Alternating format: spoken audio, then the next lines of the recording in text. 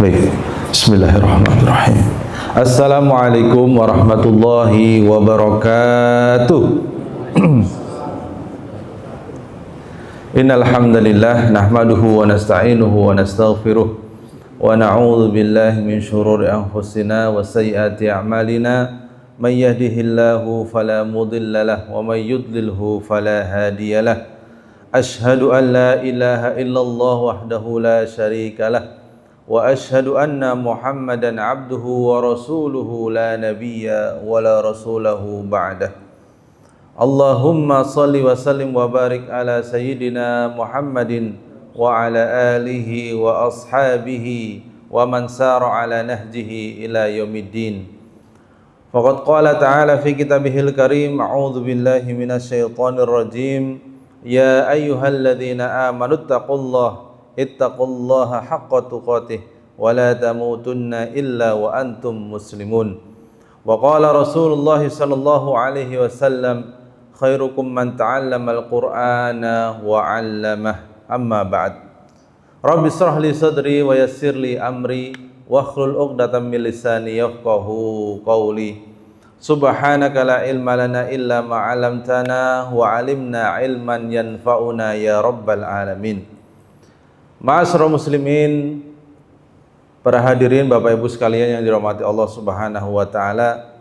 Alhamdulillah pada subuh kali ini Allah masih memberikan kita kenikmatan, memberikan kita kesempatan, memberikan kita hati yang lapang serta anggota tubuh yang ringan untuk berangkat ke masjidnya Allah Subhanahu wa taala dalam rangka untuk melaksanakan sholat subuh secara berjamaah, kemudian dilanjutkan belajar bersama tentang Al-Quran.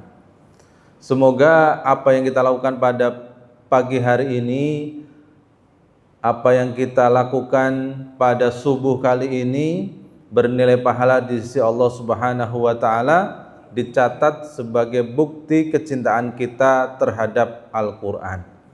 Dan semoga Al-Quran yang selama ini kita baca besok pada hari kiamat datang kepada kita membawa pertolongan atau menjadikan syafaat untuk kita nanti di hari kiamat. Amin ya rabbal alamin.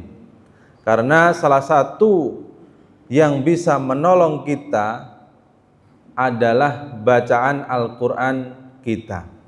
Rasulullah SAW bersabda, Iqra'ul Qur'ana fa innahu ya'ti yaumal qiyamah syafi'an li ashabihi. Kata Nabi Muhammad sallallahu alaihi wasallam, bacalah Al-Qur'an karena Al-Qur'an itu nanti pada hari kiamat akan datang sebagai penolong bagi orang yang membacanya atau bagi orang yang menghafalkannya. Sebanyak mungkin kita hafal, maka sebanyak itu Al-Quran akan menolong kita. Dalam hadis yang sahih diceritakan, Nabi Muhammad SAW diperlihatkan orang yang sedang disiksa oleh malaikat. Disiksa Pak, dipukul, di ini, di itu.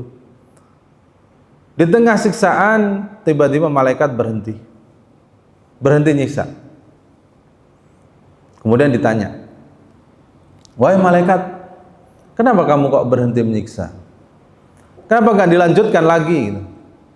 Kata malaikat, karena orang ini telah mendapatkan istighfar atau ampunan dari anaknya.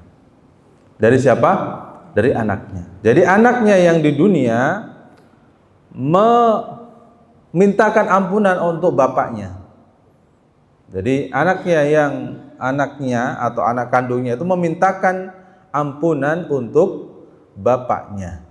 Jadi selain Al-Quran yang kita baca, istighfar bisa mengampuni atau bisa mengurangi siksaan orang yang disiksa nanti oleh Allah Subhanahu wa taala.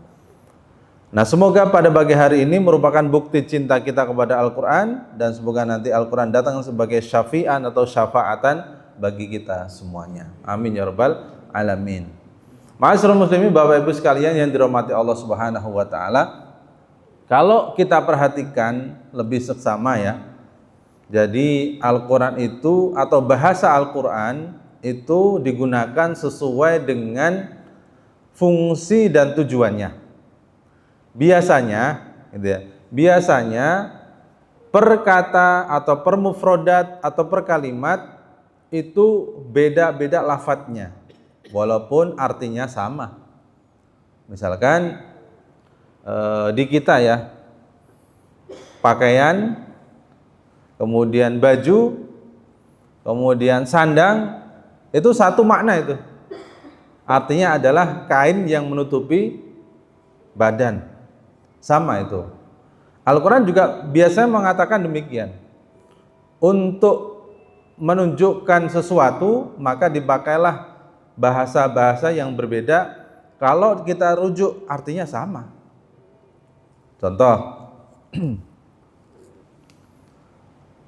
kalau kita perhatikan dalam kata sholat, harusnya kalau kita kan mengerjakan, ada'a kalau bahasa Arabnya, atau fa'ala, melaksanakan.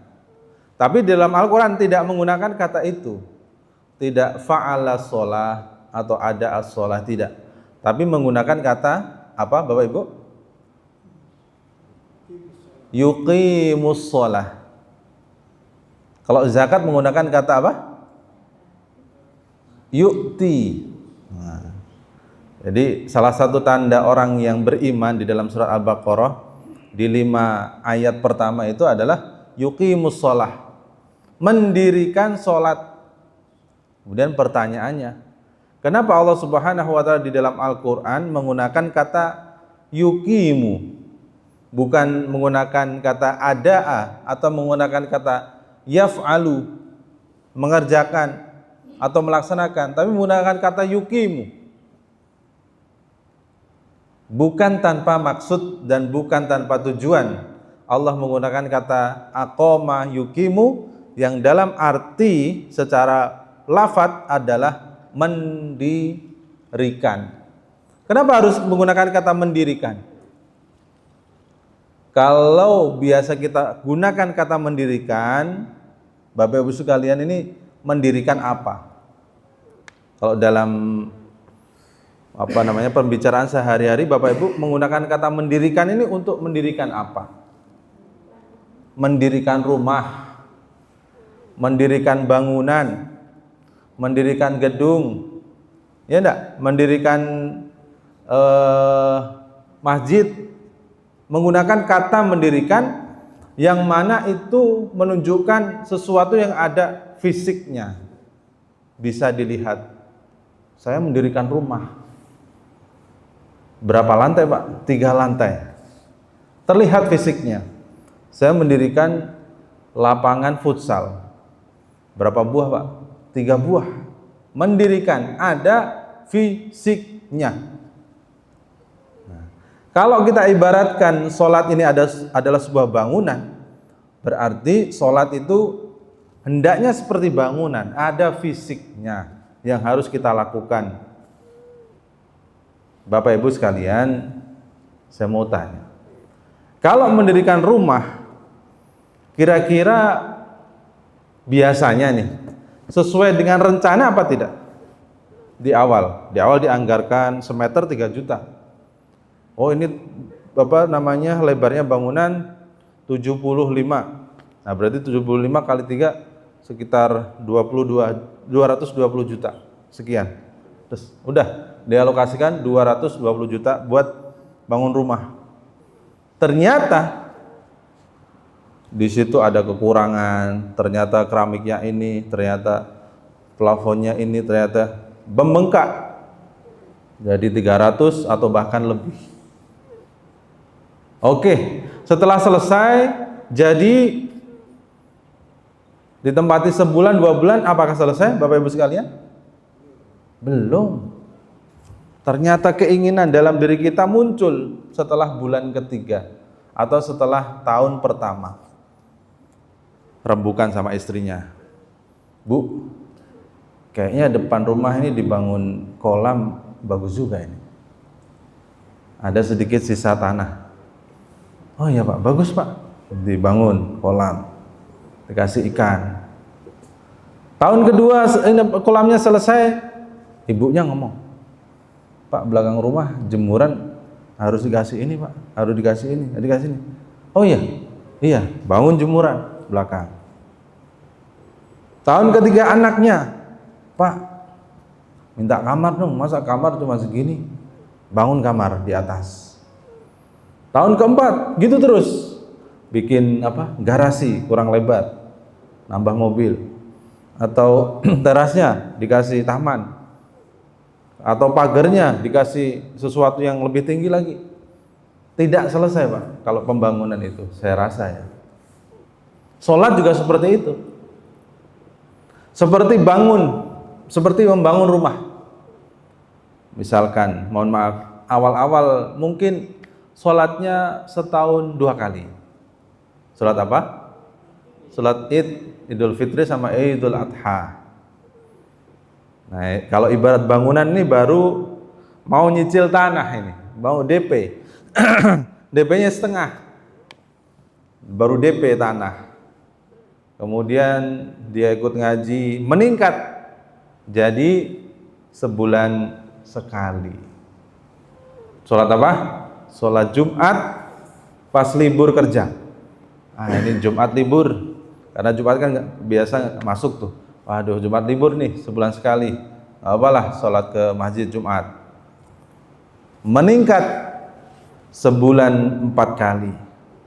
Hampir lunas nih tanahnya ya, hampir lunas tanahnya, mau DP tanah. Sebulan 4 kali, setiap Jumat beliau hadir sholat.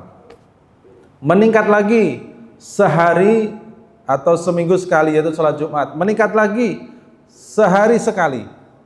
Sholat apa? Sholat maghrib. Wah, udah lunas ini tanahnya, udah mulai menggambar bangunan seperti apa. Thayyib, sholat maghrib sehari sekali, kemudian tambah lagi sehari 2 kali, maghrib dan isya. Sekalianlah maghrib ngobrol-ngobrol apa segala macam, sekalian isya lah, nunggu isya, maghrib sama isya. Kemudian naik lagi levelnya, sehari 3 kali sampai sehari 5 kali beliau lakukan. Sudah terlihat bangunan, pondasi, kemudian temboknya, kemudian atapnya, cuman masih ya seperti itu. Mungkin lantainya belum di keramik, kemudian temboknya belum di semen, atapnya mungkin masih bocor-bocor. Sehari 5 kali masih bocor-bocor. Kemudian dia tingkatkan lagi, 5 kali sehari sudah full, tapi di rumah. Kemudian dia tingkatkan lagi levelnya di masjid gitu. Karena dapat setelah dengerin khutbah Jumat, dia mendengarkan barang siapa yang mengerjakan sholat di masjid, maka mendapatkan sholat berjamaah, maka mendapatkan pahala 27 kali lipat. Wah, ke masjid maghrib aja ke masjid. Jadi yang ke masjid maghrib, meningkat isya, kemudian meningkat lagi zuhur, asar, sampai 5 waktu ke masjid. Sholat 5 waktu ke masjid. Apakah sudah selesai? Sempurna? Belum. Masih ada yang perlu diperbaiki. Ternyata ketika ke masjid dia pakai kaos partai lah, kaos sponsor lah, kemudian inilah, pakai kaos, pakai celana seadanya, pakai kaos seadanya, belum sempurna. Dia perbaiki lagi, ke masjid pakai baju yang terbaik, pakai peci, pakai wangi-wangian, kemudian mandi segala macam. Apakah sempurna? Belum. Dia berangkatnya pas qomat, nunggu adzan selesai, nunggu masih mainan HP atau nonton TV, belum qomat. Allahu Akbar, qomat baru berangkat. Ya nggak telat 1 rakaat, 2 rakaat, nggak telat dia. Tapi berangkatnya pas qomat, nyampe sini sudah amin gitu. Apakah sudah sempurna? Belum. Ditingkatkan lagi, dia berangkat sebelum qomat. Gitu terus. Jadi kita sholat itu semakin meningkat, semakin meningkat. Seperti kita mendirikan bangunan, tidak ada habisnya. Begitu pula kita mengerjakan sholat, tidak ada habisnya. Setelah ini saya harus apa? setelah ini saya harus apa, setelah ini saya harus khusyuk, setelah ini saya harus tumakninah. Jadi Bapak Ibu sekalian, antara tumakninah dan khusyuk itu sesuatu yang berbeda.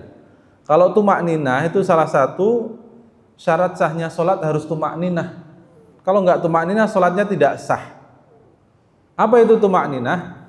Kata Nabi Muhammad SAW di dalam kitab Umdatul Ahkam, kumpulan hadis sahih, dikatakan tumakninah itu sifatnya ketika kita berdiri, maka berdiri dengan sempurna. Ketika ruku dengan sempurna, diam sejenak. Ketika bangun dengan sempurna, diam sejenak. Jadi bukan berdiri, ruku, berdiri lagi, sujud, duduk, sujud, duduk lagi, berdiri lagi. Enggak, itu bukan tumakninah. Nah, bedanya sama khusyuk apa? Khusyuk itu apa sifatnya dalam hati. Kalau tumakninah sifatnya gerakan, jadi gerakannya kalem, slow gitu ya.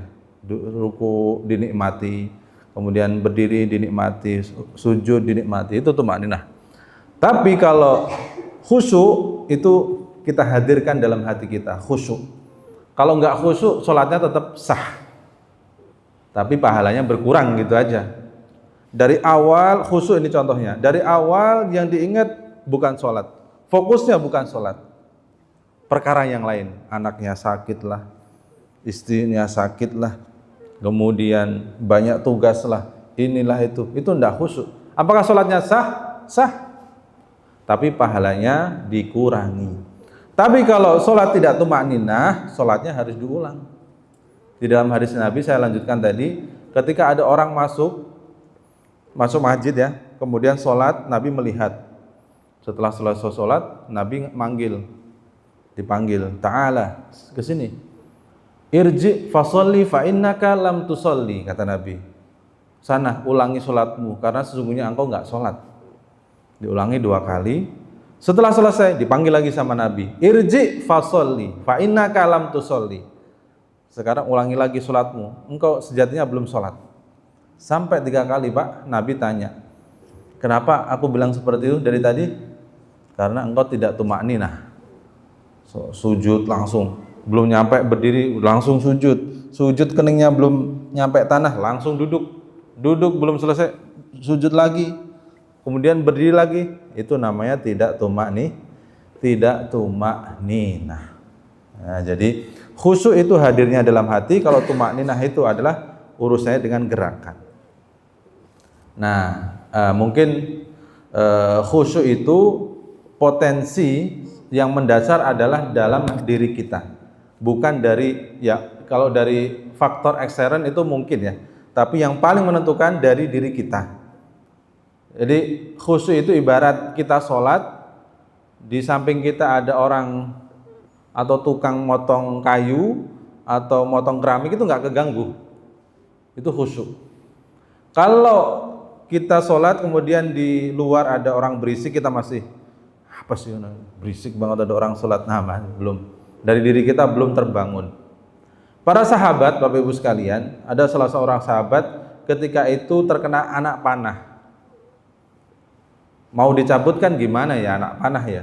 Dicabut nanti ngikut semua organnya, kalau ditarik juga belum bisa. Jadi harus dipotong bagian ujungnya, kemudian ditarik ke depan sehingga los gitu. Nah, kata sahabat, saya sholat dulu, nanti pas sholat kamu cabut ya panahnya.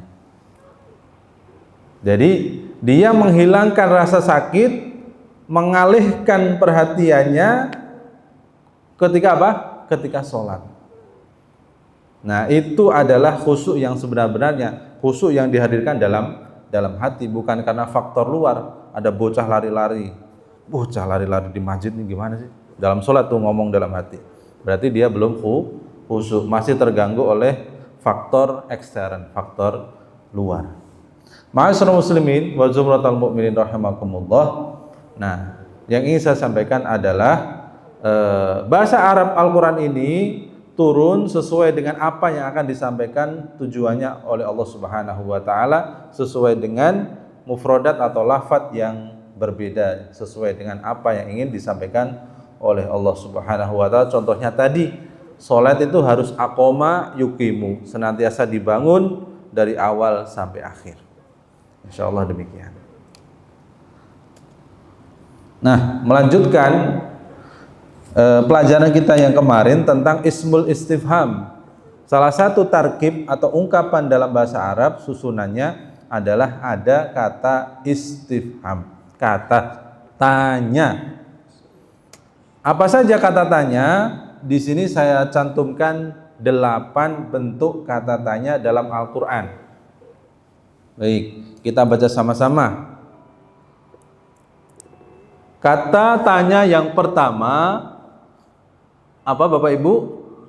Ma. Sekali lagi, nomor 1 apa? Ma. Artinya apa? Artinya apa Pak? Apa? Lah ya apa? Apa gini? Artinya apa? Jawabannya memang apa? Contoh dalam kalimat ma hadza, apa ini? Nah, contohnya di dalam kalimat seperti itu. Nomor 2, apa Bapak Ibu? Nah, sekali lagi, nomor 2 apa Bapak Ibu? Man. Artinya siapa? Contoh di dalam Al-Qur'an atau contoh dalam kalimat man fatahal baba. Siapa yang membuka pintu? Fataha itu membuka, kata kerja. Miftahun itu artinya alat untuk membuka. Apa itu? Kunci. Miftahul jannah artinya kunci surga. Man fataha al-bab. Yang ketiga apa? Oke, yang ketiga apa Bapak Ibu? Mata. Bacanya pendek apa panjang kalau seperti ini? Ayo, pendek apa panjang? Mata gitu. Atau mata. Bacanya panjang. Ini alif ya. Ini alif biasanya kalau di mushaf nanti ada alif berdiri. Ada fathah berdiri. Mata. Artinya apa? Kapan? Contohnya, mata tusafiru. Kapan kamu akan pergi atau kapan kamu akan safar? Safar kemarin adalah, nah ini juga sama. Kenapa bukan memakai kata zahaba? Sama-sama pergi. Zahaba pergi, safara pergi. Apa maksudnya? Kenapa harus dibedakan gitu? Nah, dalam hadis dikatakan Al-Quran itu diturunkan ala sab'ati ahrufin. Al-Quran itu diturunkan menggunakan 7 ahruf atau menggunakan 7 bahasa. Jadi bahasa yang disepakati oleh ulama, ada 7 bahasa yang masuk dalam kategori bahasa Arab Al-Quran. Ada 7 bahasa Arab. Salah satunya suku Quraisy, suku Hudzail, suku Yaman, dan suku Kinanah. Ada 7 di situ bahasa Arab. Nah, kenapa harus pakai kata safaro bukan dhahaba? Apakah safaro dan dhahaba itu beda secara makna atau secara arti? Sama Pak, Bu. Safaro itu pergi, kalau dhahaba itu juga sama, pergi. Nah, kenapa yang sono pakai dhahaba, yang sini pakai safaro? Saya katakan sekali lagi, sesuai tujuan atau konteksnya apa.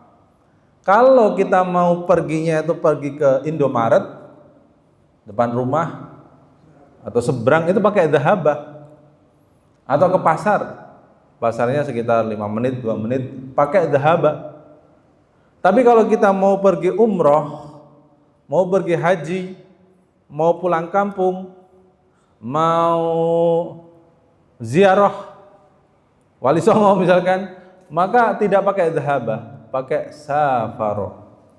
Safaro itu adalah bepergian yang lama, bepergian yang jauh jarak tempuhnya dan waktunya. Nah, maka pakai safaro. Kemarin saya tanya berapa kilometer syarat untuk kita bisa untuk bisa qashar, mengqashar salat berapa kilo? 84 kilometer. Kita bulatkan 85 kilometer. Ini namanya safar. Yang keempat, aina. Artinya apa aina? Di mana? Bedakan aina sama aina. Kalau menggunakan ain artinya adalah mata. Mata ya. Apa bahasa Inggrisnya? Nah, tapi kalau menggunakan hamzah atau alif, aina itu artinya adalah di mana? Where? Tapi kalau aina itu mata kita untuk melihat. Nah, sangat jauh perbedaannya aina sama aina. Maka dari itu, ketika kita ingin memberikan sebuah nama, qurrata ain atau qurratu ain, maka ainnya di sini menggunakan ain, jangan menggunakan alif. Kalau menggunakan hamzah atau alif, qurrata ain. Qurrata itu bulatan atau bola. Kalau ain pakai hamzah di mana? Berarti bola di mana? Gitu. Di mana? Bola.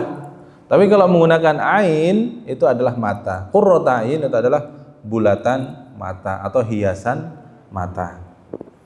Yang kelima, kaifa artinya bagaimana? Why? Why? Betul ya? Why? Why? Kaifa haluka? Bagaimana kabarmu? Nah, kaifa bukan qaifa. Ya, kaifa bukan qaifa. Kalau qaifa artinya saya tidak tahu nih. Kalau qaifa saya artinya saya nggak tahu. Maksudnya saya nggak tahu arti qaifa itu apa. Di kamus juga belum dapat qaifa itu artinya apa. Tapi kalau kaifa artinya bagaimana. Maka pentingnya di sini itmamul harokat. Jadi ada pelajaran dalam tahsin itu itmamul harokat, menyempurnakan harokat. Tidak boleh kai. Nah, kok kai? Kan pakai iya. Ini i. Kaifa, bukan kaifa. Ini kalau kita ngomong ya mungkin bisalah seperti itu. Kaifa bisa kalau ngomong. Tapi kalau dalam Al-Quran tidak boleh. Alaihim bukan alaihim. Itu kok alaihim menggunakan harus i. Namanya itu adalah imalah. Apa Bu imalah? Kalau alaihim itu namanya bacaannya imalah. Apa itu imalah? Imalah itu condong Bu. Jadi nggak lurus dia. Harusnya i jadi itu imalah. Dan nggak semua harus imalah Pak. Siratal ladzina an'amta 'alaihim ghairil maghdubi 'alaihim. Wah, itu imalah semua. Enggak boleh. Apakah bacaan imalah ada? Ada. Contohnya majriha, bukan majroha tapi majriha. Boleh itu. Boleh dibaca imalah. Boleh dibaca Tapi kalau seperti ini tidak boleh qaifa atau kaifa. Salah. Kalau dalam Al-Quran ya, tapi kalau kita ngobrol, kita punya teman orang Qatar, kita coba bahasa Arab, kaifa haluk. Jadi kalau kita ngomong kaif haluk, bukan kaifa haluk. Kalau kita ngomongnya kaifa haluk, kita terlihat bahwa baru belajar nih. Kalau dalam anak saya newbie ini baru nih. Tapi kalau kita ngomongnya kaif haluk, nah itu sudah mahir ini. Tapi kalau kita ngomong kaifa haluka, nah ini baru tingkat 1 ini, baru SD ini. Kalau kita seperti itu. Nah, boleh kita pas ngobrol kaif haluk. Kaif haluk. Bagaimana kabarmu? Tapi kalau baca Al-Qur'an tidak boleh. Sekali lagi, baca Al-Qur'an tidak boleh seperti itu. Berikutnya nomor 6. Kam bukan kum ya. Kemarin apa kuncinya? Nah, model susunan kaf sama mim ini kalau dia di depan sudah pasti kam. Nah, sekali lagi, model susunan kaf sama mim di depan itu sudah pasti kam, bukan kum. Kalau kum yang artinya kalian itu di ujung sini nempel, di ujung kata. Tapi kalau di awal kalimat itu bisa dipastikan bukan kum, bukan kum. Nah, sama seperti makanan. Makanan kalau ada buah-buahnya atau di kelompok buah, ini bisa dipastikan di akhir biasanya ya. Kalau makan buah di akhir nih, nggak mungkin buahnya di awal. Jadi kalau sudah ada keluar buah, kalau dalam resepsi di Jawa itu, khususnya di Jawa Tengah, itu kalau yang keluar sudah es krim atau es, itu sudah habis Pak, udah selesai itu, nggak mungkin keluar sop lagi, nggak mungkin. Jadi urutan pertama teh, nanti sebentar lagi akan keluar snack, cemilan, keluar lagi makanan berat, keluar lagi sop. Nah terakhir tuh biasanya es krim atau es. Nah, kalau udah keluar es, nggak akan keluar nasi itu. Nah nggak akan keluar nasi, berarti kita telat, nggak makan itu kita. Nah sama seperti ini, kalau kam ini di awal pasti bisa dipastikan itu bacanya kam, yang artinya berapa. Nah ini kalau kita hapus fathahnya sama sukunnya dihapus, insya Allah kita bisa baca.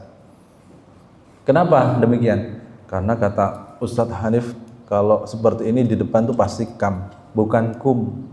Kalau di ujung, nah ini kum, bukan kam. Karena kum itu nanti nempel di isim atau nempel di kata benda. Misalkan ini dikasih kum ya, ini kam, terus ini ujungnya kum, bisa. Kam thamanu sayyaratukum, bisa Bu. Kam thamanu sayyaratukum, bisa. Berapa harga mobil kalian? Nah, bisa. Kam thamanu sayyaratukum, kumnya di akhir bisa. Atau seperti ini, nanti kita lanjut di sini.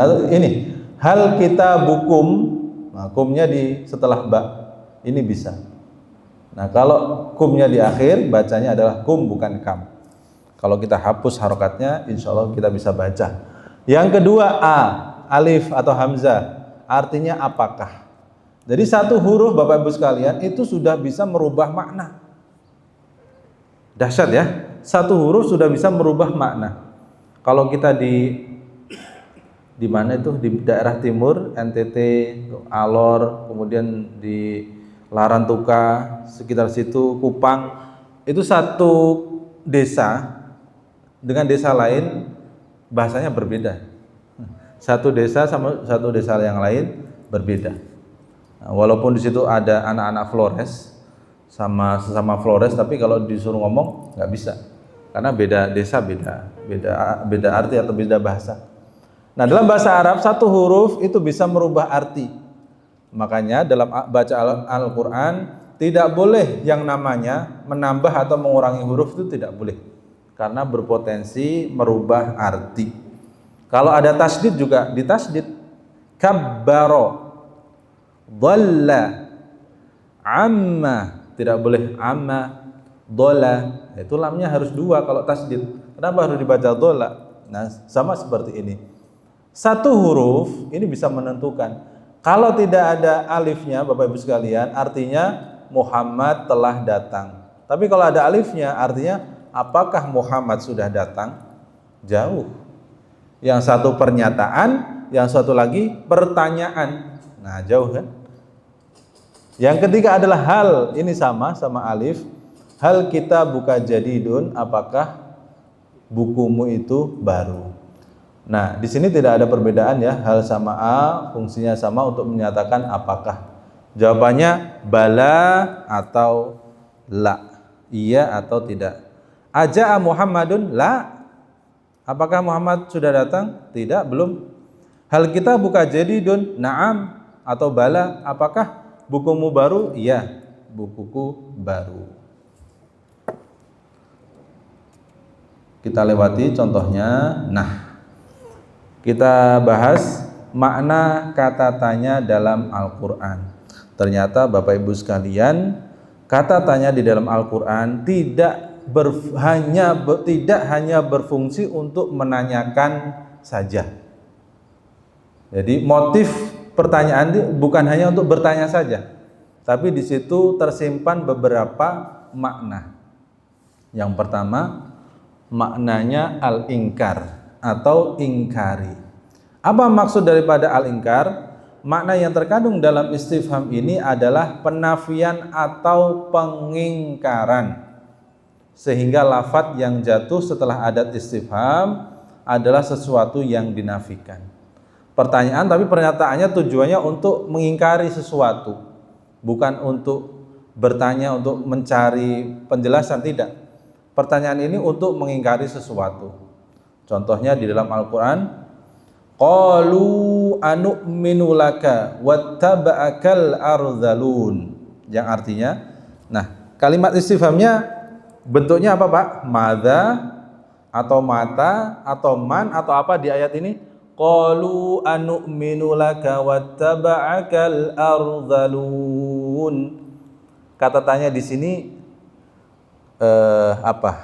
kata tanyanya apakah man, apakah mata atau hal atau apa di sini?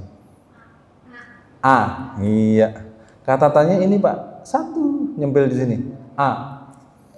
Artinya qalu, mereka berkata, anu'minu, apakah kami akan beriman kepadamu, laka itu kepadamu, wattaba'aka, padahal yang mengikuti kamu al-ardhalun, ialah orang-orang yang hina.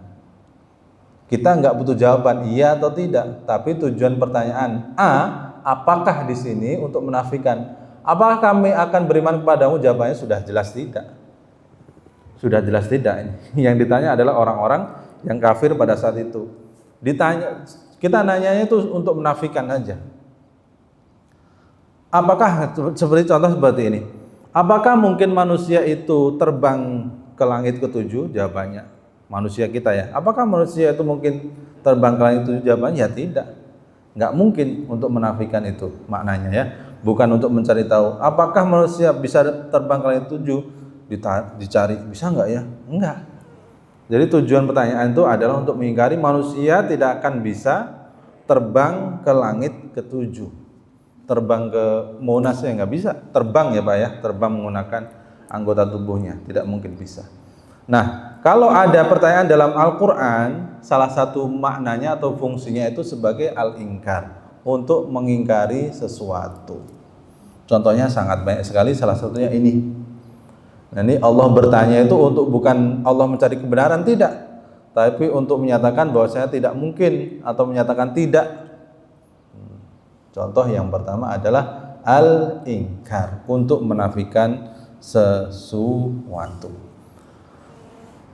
Bagaimana kita akan tahu kalau itu fungsinya al-ingkar, fungsinya itu adalah untuk mengingkari sesuatu? Dari mana kita tahu? Dari konteks daripada kalimat ini, dari konteksnya atau dari artinya. Tidak ada tanda dari harokatnya, nggak ada. Oh, kalau al-ingkar nanti A-nya di atas misalkan. Oh, atau kalau tujuannya al-ingkar nanti kepalanya tidak ada. Itu tandanya bukan seperti itu. Tandanya adalah konteks atau arti di ayat tersebut menggunakan bahasa seperti apa. Paham tuh? Paham, nah insyaallah.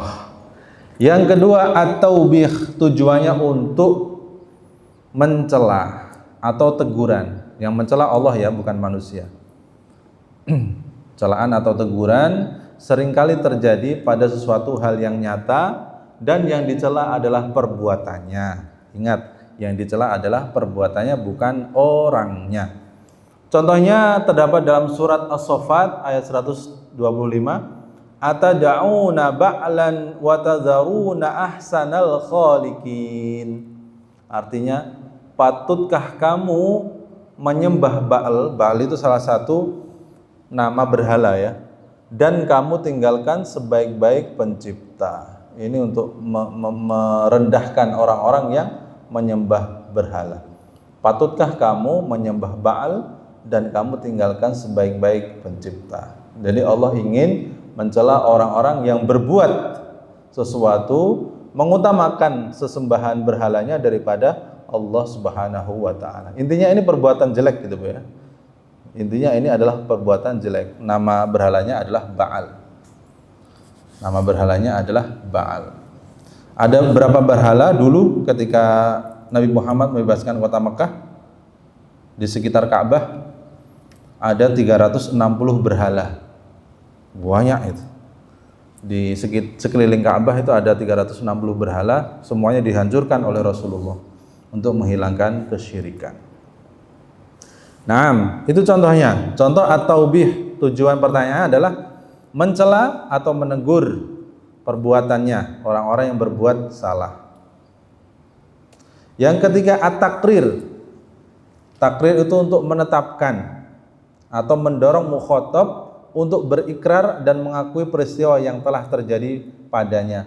Contohnya di dalam surat Al-Insyirah ayat 1 dan 2. Alam nashrah laka sadrak wa wada'na anka wizrak, yang artinya bukankah kami telah melapangkan untukmu dadamu wahai Nabi Muhammad, wa wada'na anka wizrak, dan kami telah menghilangkan daripadamu beban yang menanggung pundakmu. Jadi pertanyaan, bukankah kami telah melapangkan dadamu wahai Nabi Muhammad, tujuannya adalah untuk takrir, untuk menyatakan bahwasanya iya, Allah itu sudah melapangkan dadanya Nabi Muhammad. Bukannya Allah cari tahu apakah kami telah melapangkan dadamu? Sudah ya Allah. Enggak. Allah enggak mencari tahu, tapi Allah ingin menetapkan bahwasanya Allah telah melapangkan dadanya Nabi Muhammad SAW. Ini turun ayatnya kepada Nabi Muhammad. Alam nashrah laka sadrak wa wada'na anka wizrak. Yang terakhir adalah untuk ta'ajub. Pertanyaan ini untuk sebagai bentuk ta'ajub kepada kita atau kepada orang lain atau kepada siapapun. Nah, contohnya di dalam surat Al-Baqarah, kaifa takfuruna billahi wa kuntum amwatan fa ahyakum tsumma yumitukum tsumma yuhyikum tsumma ilaihi turja'un. Yang artinya kaifa takfuruna, mengapa kamu kafir billahi kepada Allah? Pertanyaan kaifa ini bukan mencari jawaban. Kenapa? Mengapa kamu kafir? Mengapa ya? Enggak dicari jawabannya. Karena titik-titik, enggak. Tapi pertanyaan di sini untuk menunjukkan rasa ta'ajub. Kaifa takfuruna billahi wa kuntum amwatan fa ahyakum. Mengapa kamu bisa kafir padahal Allah itu yang telah menciptakan kalian dan juga yang telah memberikan rezeki kepada kalian? Kenapa kamu kafir? Gitu. Contohnya untuk anak kita ya. Nak, kenapa kamu seperti ini? Padahal ayah sudah kasih ini, sudah kasih itu. Kenapa? Tidak, kita kan nggak cari jawaban. Karena Pak, Anda itu gini. Enggak. Karena ta'ajub aja. Kenapa kok bisa seperti ini gitu. Kaget gitu. Nah, Allah juga demikian. Mengungkapkan rasa ta'ajub dengan sebuah pertanyaan. Kaifa takfuruna billah? Kok kebangetan gitu loh maksudnya. Kaifa takfuruna billahi wa kuntum amwatan fa ahyakum. Kok kebangetan sih? Padahal Allah yang menghidupkan, yang ngasih rizki, kok masih aja kufur, ingkar sama Allah Subhanahu wa ta'ala. Bapak Ibu sekalian yang dirahmati Allah Subhanahu wa ta'ala, itulah beberapa uslub atau ungkapan pertanyaan yang mengandung makna lain. Bukan mencari tahu, tapi bukan mencari tahu makna istifhamnya atau pertanyaannya, tapi bentuk pengingkaran, kemudian bentuk celaan atau teguran, kemudian bentuk takrir atau penetapan, dan yang terakhir bentuk ta'ajub atau rasa kagum terhadap sesuatu. Nah, mungkin itu beberapa makna yang terkandung atau tersembunyi di dalam kata tanya di dalam Al-Quran. Nah, mungkin ada beberapa makna lagi selain ini, tidak saya cantumkan. Saya ambil beberapa saja. Wallahu ta'ala a'lam bishawab. Ada pertanyaan? Silakan. Tentang kata tanya.